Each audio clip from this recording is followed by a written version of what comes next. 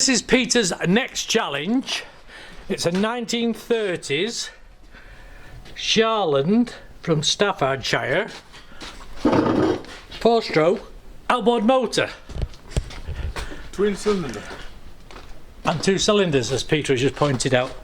I'm glad you're paying attention.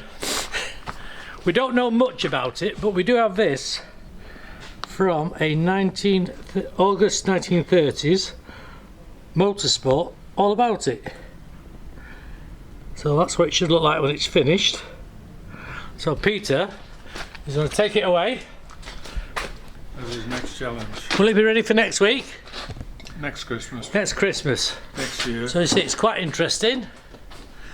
2 carburetors, inclined valves, and it says on here, use Castrol R. Aha.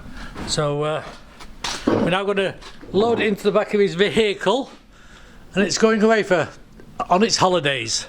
Yes? That's right. Are you confident? No. You're not confident? No. But you like a challenge? It'll be patience and persistence. In that order? That's right. Right.